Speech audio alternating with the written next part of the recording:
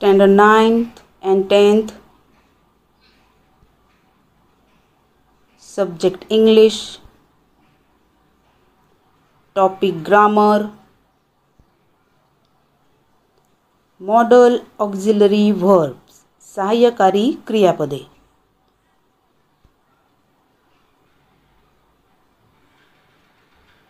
विद्यार्थी मित्रांनो, आज आपल्याला 9वी आणि 10वी इयत्तेला अतिशय महत्त्वाचा टॉपिक मॉडल ऑक्झिलरी व्हर्ब सहाय्यकारी क्रियापदे हे आज जाणून घ्यायचे आहेत. मॉडल ऑक्झिलरी व्हर्ब याविषयी आज आपल्याला माहिती मिळवायची आहे. मॉडल ऑक्झिलरी व्हर्ब्स सहाय्यकारी क्रियापदे. ऑक्झिलरी व्हर्ब्स सहाय्यकारी क्रियापदे. There are 2 types of auxiliary verbs. 2 प्रकारचे ऑक्झिलरी व्हर्ब्स आहेत. पहिला प्रकार आहे प्रायमरी ऑक्झिलरी व्हर्ब्स म्हणजे प्राथमिक सहाय्यकारी क्रियापदे. आणि दुसरा प्रकार आहे मॉडल ऑक्झिलरी व्हर्ब म्हणजे मॉडल सहाय्यकारी क्रियापदे.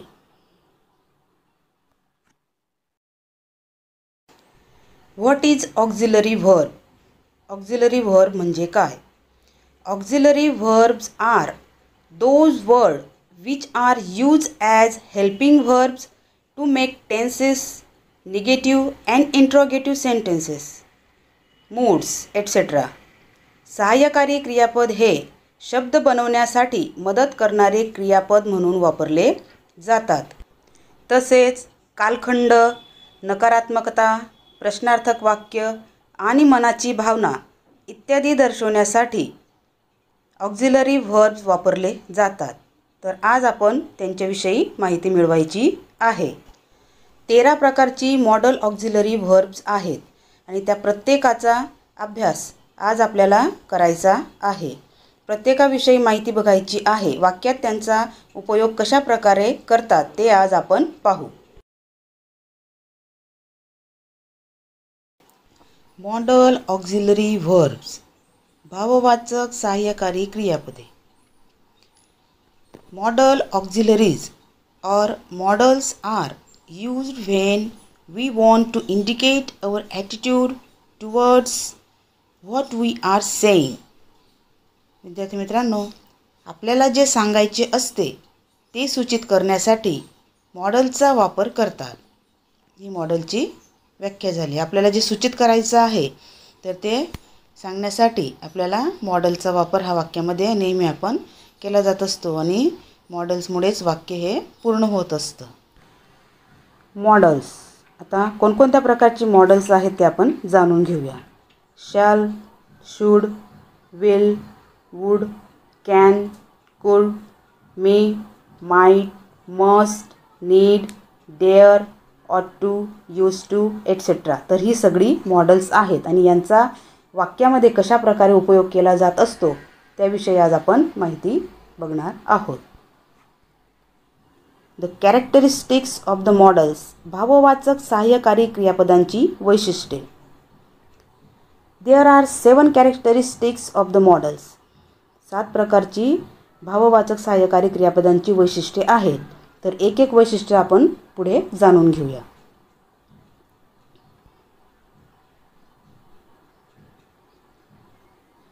दे आर नेव्हर यूज्ड अलोन. त्यांचा स्वतंत्र वापर होत नाही. दुसरं आहे they are always use with the base form of verbs. त्याच्यानंतर क्रियापदाचे पहिले रूप वापरतात. They are always use with the base form of verb. त्यांच्यानंतर क्रियापदाचे पहिले रूप वापरतात. तिसरं बघू आपण. They indicate the feeling or purpose in our minds. ते आपल्या मनातील भावना किंवा हेतू सूचित करतात. चौथं कॅरेक्टरिस्टिक आहे they have only one form. त्यांचे फक्त सहाय्यकारी क्रियापद म्हणून एकच रूप असते. पाचवा आहे they do not have the infinitive or participle form. त्यांची इन्फिनिटिव्ह किंवा पार्टिसिपल इतर कोणतीच रूपे होत नाही. इन्फिनिटिव्ह म्हणजे टू वगैरे लागत नाही किंवा पार्टिसिपल क्रियापदाचं पहिलं दुसरं तिसरं रूप होत नाहीत अशा प्रकारे. सहावं आहे they have no S in the third person singular. कुठल्याही प्रकारचा यस वगैरे तिसऱ्या पर्सनला लागत नाही. सातवं आहे they R use with all persons. जे प्रथम द्वितीय तृतीय पर्सन्स आहेत तर त्यांच्या बरोबर यांचा वापर होत असतो. आता पुढे बघू आपण इन्फॉर्मेशन अबाउट मॉडल्स. भाववाचक सहाय्यकारी क्रियापदांविषयी माहिती. पहिलं भाववाचक सहाय्यकारी क्रियापद आहे शाल. शालचा वापर आज्ञा, वचन, धमकी, निश्चय व्यक्त करण्यासाठी द्वितीय व तृतीय पुरुषवाचक सर्वनामांबरोबर करतात. विद्यार्थी मित्रांनो, प्रथम पुरुष आय, वी. तर आता द्वितीय आणि तृतीय पुरुष. द्वितीय पुरुषमध्ये यू एकवचन, यू अनेकवचन आणि तृतीय पुरुषमध्ये ही, शी, इट आणि तर ह्या द्वितीय व तृतीय पुरुषवाचक सर्वनामांबरोबर त्याचा वापर करत असतात. आता आपण याचे काही उदाहरण बघू. पहिलं उदाहरण आहे दे शाल सक्सीड इन देअर एम. निश्चय व्यक्त करण्यासाठी त्याचा वापर करण्यात आलेला आहे. ते त्यांच्या ध्येयात यशस्वी होतील. दुसरं वाक्य आहे you shall get all your books. वचन तुम्हाला तुमची सर्व पुस्तके मिळतील. वचन देण्यात आलेलं आहे. तिसरं वाक्य आहे ही शॅल बी बॅनिश्ड. धमकी त्याला काढून टाकले जाईल. अशा प्रकारे शालचा वापर करण्यात येत असतो. शालचा अजून दुसऱ्या प्रकारे वापर बघू आपण. शालचा वापर दुसऱ्यांची इच्छा किंवा अपेक्षा जाणून घेण्यासाठी प्रश्नवाक्यात प्रथम पुरुषवाचक सर्वनामांबरोबर करतात. तर शालचा वापर दुसऱ्यांची इच्छा किंवा अपेक्षा जाणून घेण्यासाठी आणि प्रथम पुरुष सर्वनाम जे आहे तर त्याच्याबरोबर त्याचा वापर करतात. त्याचे उदाहरण बघू आपण आता. उदाहरणार्थ व्हॉट शॅल आय डू. मी काय करू. दुसरं वाक्य आहे shall I shut the window. मी खिडकी बंद करू का. Shall I prepare tea for you. मी तुझ्यासाठी चहा बनवू का. इच्छा किंवा अपेक्षा जाणून घेण्यासाठी. आता शालचा दुसऱ्या प्रकारे उपयोग. शालचा वापर हुकूम आणि उपदेश करताना विनंती सूचित करण्यासाठी प्रश्नार्थक वाक्यात प्रथम पुरुषवाचक सर्वनामांबरोबर करतात. तर शालचा वापर आपण हुकूम किंवा उपदेश करताना विनंती सूचित करण्यासाठी प्रश्नार्थक वाक्यात प्रथम पुरुषवाचक सर्वनामाबरोबरच करत असतात. तर त्याचे आता पुढे उदाहरण बघू आपण. उदाहरणार्थ where shall we put your book sir. Sir तुमची पुस्तके कुठे ठेवू. Which one shall I buy both of these. मी या दोन्हींपैकी कोणता विकत घेऊ. दुसरा प्रकार बघू आपण आता. शूड. शूडचा वापर सल्ला देणे, कर्तव्याची जाणीव करून देणे, बंधन व्यक्त करणे, एखादी गोष्ट करणे योग्य आहे हे स्पष्ट करण्यासाठी करतात. शालचा वापर सल्ला देण्यासाठी, कर्तव्याची जाणीव करून देण्यासाठी, एखादं बंधन व्यक्त करण्यासाठी किंवा एखादी गोष्ट योग्य आहे हे स्पष्ट करण्यासाठी शूडचा वापर करतात. याची उदाहरण बघू आपण आता. We should obey the elders. सल्ला किंवा उपदेश. आपण वडिलांचे किंवा मोठ्यांचे आज्ञा पालन केले पाहिजे. We should obey the elders. They should help the needy. कर्तव्य आपलं त्यांनी गरजूंना मदत केली पाहिजे. They should help the needy. तर कर्तव्य दर्शवण्यासाठी शूडचा वापर करण्यात आलेला आहे.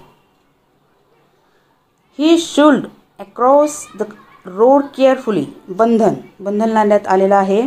त्याने काळजीपूर्वक रस्ता ओलांडला पाहिजे. He should across the road carefully. Students should get up early in the morning. योग्य गोष्ट. तर याच्यामध्ये विद्यार्थ्यांनी सकाळी लवकर उठले पाहिजे. जी गोष्ट आपल्यासाठी योग्य आहे तर तो योग्यपणा दर्शवण्यासाठी शूडचा वापर करण्यात आलेला आहे.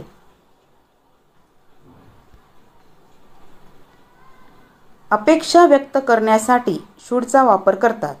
आता अपेक्षा व्यक्त करण्यासाठी शूडचा वापर करतात त्याचे उदाहरण बघू. You should pass in the first class. तू प्रथम वर्गात उत्तीर्ण व्हावे. ऑट टू या अर्थाने देखील शूडचा वापर करतात. ऑट टू किंवा शूड असं दोघं त्याच्या जागेवर शूडच्या जागेवर ऑट टू सुद्धा वापरला जात असतो. उदाहरणार्थ we ought to serve the poor. नैतिक कर्तव्य. आपण गरिबांची सेवा केली पाहिजे. आपलं नैतिक कर्तव्य आहे. We should serve the poor. शिफारस. आपण गरिबांची सेवा केली पाहिजे. तर ती शिफारस झाली. मस्ट ऐवजी सुद्धा शूडचा वापर केला जातो. मस्ट ऐवजी सुद्धा शूड वापरलं जातं. मस्टमुळे सक्ती केली जाते तर शूडमुळे अपेक्षा व्यक्त केली जाते. मस्ट असला तर सक्ती व्यक्त होईल आणि शूड असला तर अपेक्षा व्यक्त केली जात असते. त्याचे उदाहरण बघू आता आपण. उदाहरणार्थ मोनिका मस्ट गो देअर. सक्ती. मोनिका तिथे जायलाच हवी तर सक्ती करण्यात आलेली आहे. Monica should go there. अपेक्षा व्यक्त करण्यात आलेली आहे. मोनिका तिथे जायला पाहिजे.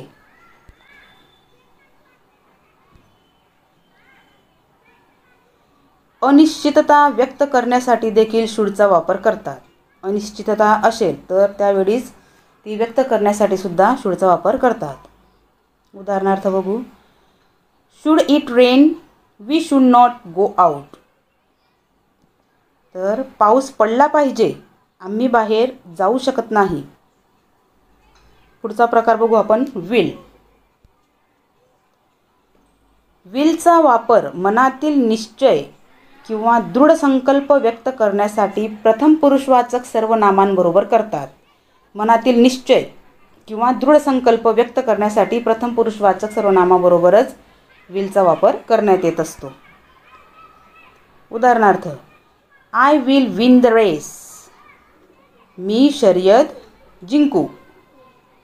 I will win the race. We will win the world cup. आम्ही विश्वचषक जिंकू. इच्छा, आमंत्रण, सवय, वचन, करार, विनंती, आज्ञा, धमकी व्यक्त करण्यासाठी विलचा वापर करतात. इच्छा असेल, आमंत्रण द्यायचं असेल, सवय असेल, वचन, करार किंवा विनंती, आज्ञा, धमकी हे सर्व व्यक्त करण्यासाठी आपण नेहमी विलचा वापर करत असतो. आता त्याचे आपण उदाहरण बघू. उदाहरणार्थ टेक व्हॉट यू विल. तर इथं इच्छा दर्शवण्यात आलेली आहे. तुला जे पाहिजे ते घे. Will you have a cup of juice. आमंत्रण देतोय किंवा त्याला विचारतायत तुला एक कप रस पाहिजे का. A horse will always loyal to his master. त्याची सवयच आहे ती घोड्याची. घोडा आपल्या मालकाशी नेहमी निष्ठावान राहील. पुढचं उदाहरण बघू आपण. We will help those poor kids. वचन आम्ही त्या गरीब मुलांना मदत करू. पुढचं उदाहरण बघू. I will true my words. करार मी माझ्या शब्दांवर खरा ठरलो. Will you open the window please. कृपया तू खिडकी उघडशील का. You will keep your words. आज्ञा तुम्ही तुमचे शब्द पाळा. I will punish you if you disobey my orders. धमकी.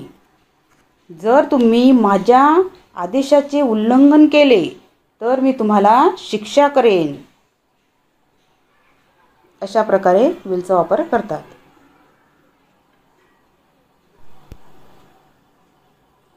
भविष्यकालीन घटना किंवा भाकीत घटना विलचा वापर करतात. भविष्यकालीन घटना असतील किंवा भाकीत घटना असतील तर त्यांच्यामध्ये विलचा वापर केला जात असतो.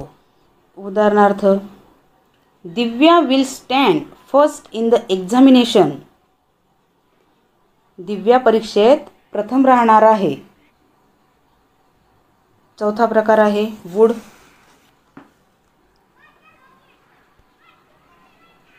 वुडचा वापर इच्छा अपेक्षा व्यक्त करण्यासाठी करतात. आपल्या इच्छा किंवा अपेक्षा असतील तर त्या वुड या सहाय्यकारी क्रियापदाद्वारे आपल्याला व्यक्त करता येत असतात. त्याचे उदाहरण बघू आपण आता. उदाहरणार्थ, I would I were a bird. इच्छा व्यक्त केलेली आहे. मी इच्छितो मी एक पक्षी आहे. पुढचं उदाहरण बघू. I would I had a camera. अपेक्षा व्यक्त केलेली आहे. मी इच्छितो माझ्याकडे एक कॅमेरा असावा. Habitual action in the past व्यक्त करण्यासाठी वुडचा वापर करतात. भूतकाळातील सवयी व्यक्त करण्यासाठी वुडचा वापर करतात.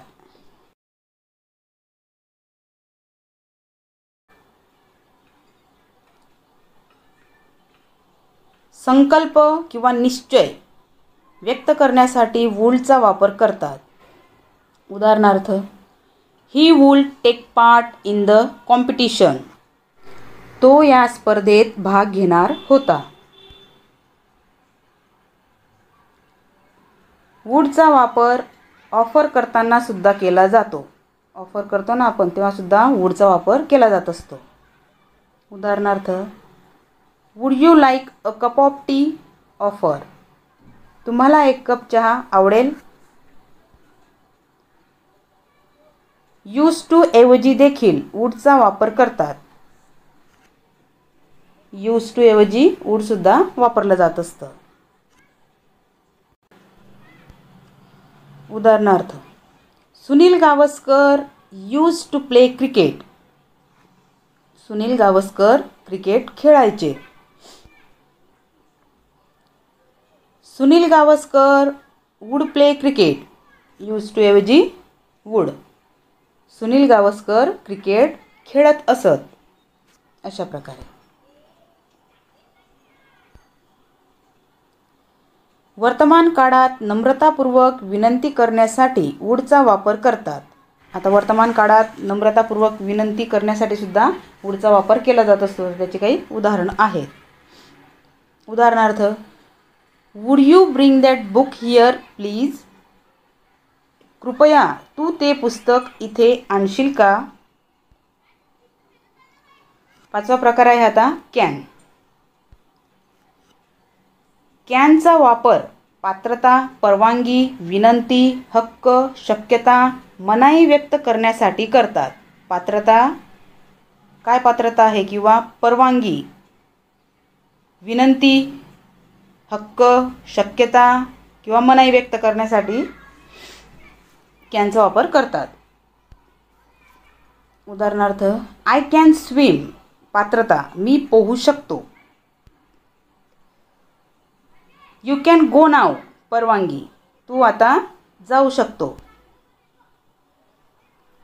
People can struggle for their breed and shelter. हक्क, लोक त्यांच्या भाकरीसाठी आणि निवाऱ्यासाठी संघर्ष करू शकतात. अशा प्रकारे. He can win the race. शक्यता, तो शर्यत जिंकू शकतो. You can't go there. मनाई, तू तिथे जाऊ शकत नाही. सहावा प्रकार आहे कुल. कुडचा वापर पात्रता, परवानगी, नम्र विनंती, हक्क, शक्यता व्यक्त करण्यासाठी करतात. उदाहरणार्थ, सचिन कुड बीट एनी बॉलर, पात्रता किंवा क्षमता दर्शवण्यासाठी. सचिन कोणत्याही गोलंदाजाला हरवू शकतो. Teacher told him that he could go then, परवानगी दिलेली आहे. शिक्षकांनी त्याला सांगितले की तू त्यावेळी जाऊ शकतो. कुड you open the door please, विनंती, कृपया तू दार उघडू शकतो का.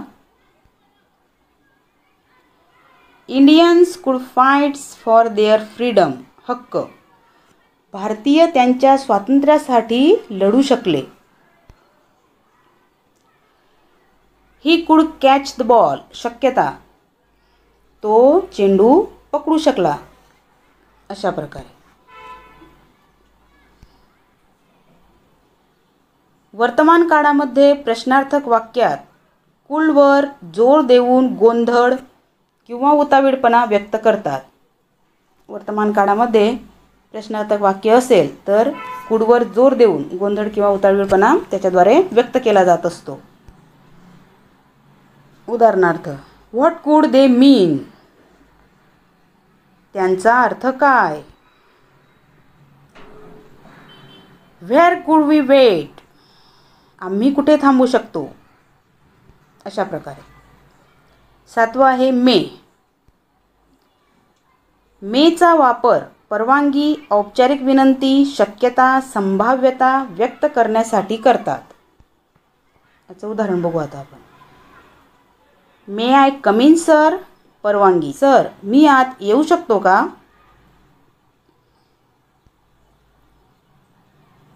May I borrow your book please, विनंती, कृपया मी तुझे पुस्तक उधार घेऊ शकतो का. इट मे बी राईट, शक्यता व्यक्त करण्यात आलेली आहे, ते योग्य असू शकते. अशा प्रकारे. इट मे रेन सून, संभाव्यता व्यक्त करण्यात आलेल्या वाक्यामध्ये लवकरच पाऊस पडेल. इच्छादर्शक वाक्यात मेचा वापर वाक्याच्या सुरुवातीलाच करतात. जिथं इच्छा दर्शवलेली असेल त्या वाक्यामध्ये मेचा वापर सुरुवातीलाच होत असतो त्या वाक्यामध्ये. तर त्याचे काही उदाहरण बघू आपण आता. उदाहरणार्थ, मे गॉड ब्लेस यू, देव तुम्हाला आशीर्वाद देईल. मे हर सोल लिव्ह इन पीस, तिचा आत्मा शांतीने जगू शकेल.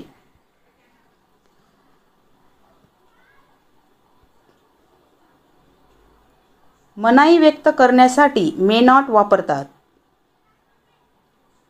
मनाई व्यक्त करायची असेल, कुठल्या गोष्टीला नाही म्हणायचं असेल तर मे नॉटचा वापर करतात.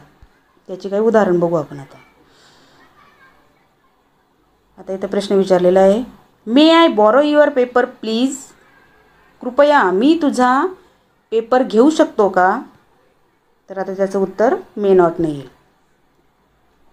आन्सर आहे त्याचं नो यू मे नॉट, नाही तू कदाचित घेऊ शकत नाही. अशा प्रकारे.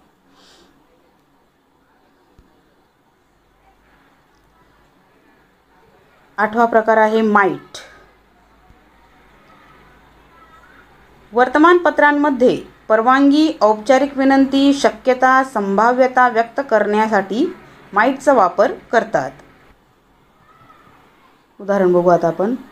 Might I use your mobile, परवानगीसाठी माईटचा वापर करण्यात आलेला आहे. मी तुमचा मोबाईल वापरू शकतो. Might I borrow your bike please, विनंती, कृपया मी तुमची दुचाकी उधार घेऊ शकतो का. They might win the match, शक्यता दर्शवण्यात आलेली आहे, ते कदाचित सामना जिंकतील. इट माईट रेन सून, संभाव्यता व्यक्त करण्यात आलेली आहे, लवकरच पाऊस पडेल. अशा प्रकारे माईटचा वापर वाक्यात करण्यात येत असतो. पुढचा प्रकार बघू आपण. मस्टचा वापर आवश्यकता, कर्तव्य, निश्चिती, मनाई व्यक्त करण्यासाठी करतात. तर मस्टचा वापर आवश्यकता असेल, कर्तव्य दर्शवायचं असेल, निश्चिती दर्शवायची असेल, मनाई व्यक्त करायची असेल त्यासाठी मस्टचा वापर करतात. उदाहरण बघू आपण. You must study hard. आवश्यकता, तुम्ही कठोर अभ्यास केला पाहिजे. पुढचं उदाहरण बघू आपण आता. You must take care of your parents. कर्तव्य, तुम्ही तुमच्या पालकांची काळजी घेणे आवश्यक आहे.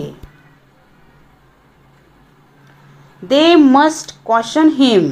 निश्चिती, निश्चिती दर्शवण्यात आलेले वाक्यामध्ये दे मस्ट कॉशन हिम, त्यांनी त्याला सावध केले पाहिजे.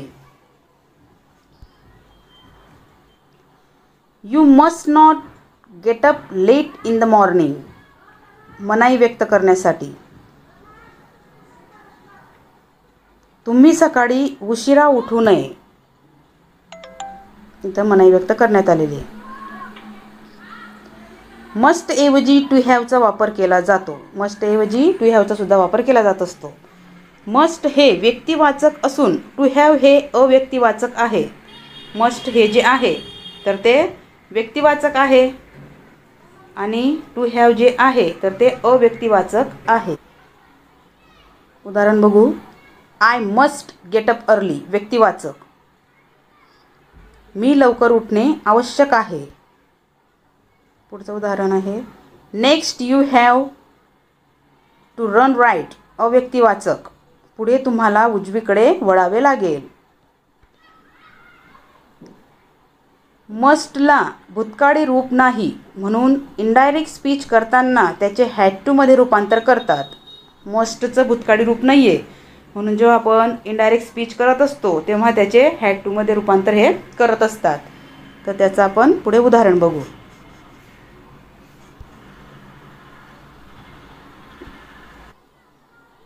उदाहरणार्थ.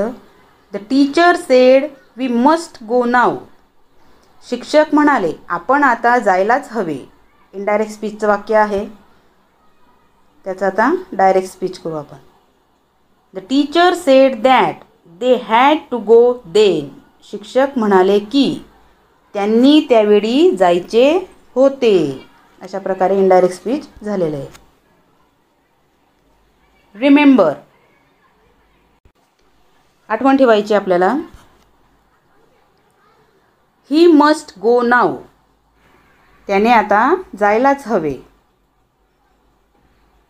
पुढचं बघू. He must go tomorrow. त्याने उद्या जायलाच हवे. He had to go yesterday. काल त्याला जायचे होते. अशा प्रकारे. पुढचा आहे 10वा प्रकार नीड. नीडचा वापर कशा प्रकारे करतो. नीडचा वापर सहाय्यकारी क्रियापद म्हणून नकारार्थी वाक्यात सक्तीचा किंवा आवश्यकतेचा अभाव व्यक्त करण्यासाठी करतात. नकारार्थी वाक्यात सक्तीचा किंवा आवश्यकतेचा अभाव व्यक्त करण्यासाठी नीडचा वापर केला जात असतो. तर त्याचे काही उदाहरण बघू आपण आता.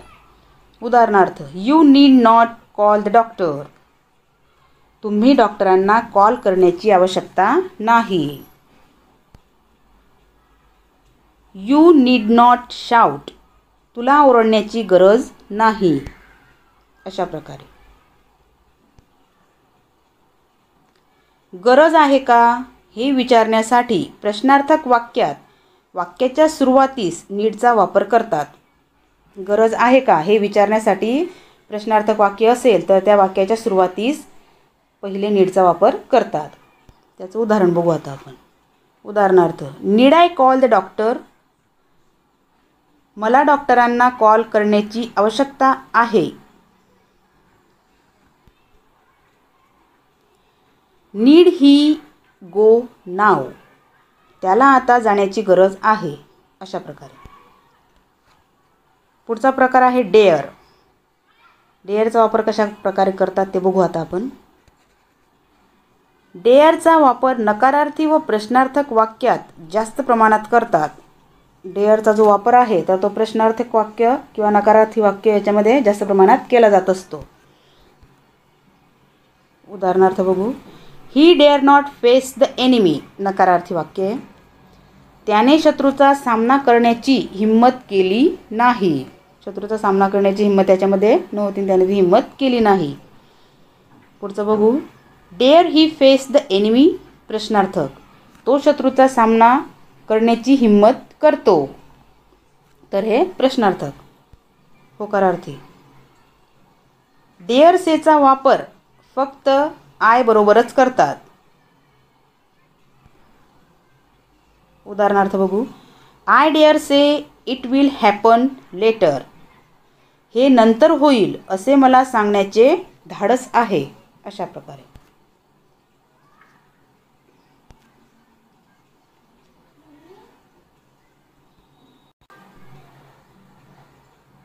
Dare say means to venture to say म्हणजे धाडस करणे. डेअर हे मॉडल व्हर्ब असताना त्याची निरनिराळी रूपे होत नाहीत, परंतु त्याचा वापर मेन व्हर्ब म्हणून केल्यास त्याची इतर रूपे होतात. तेव्हा डेअर म्हणजेच डेअर टू आणि डेअर टू म्हणजे टू चॅलेंज, आव्हान देणे, समर्थ असणे असा अर्थ होतो.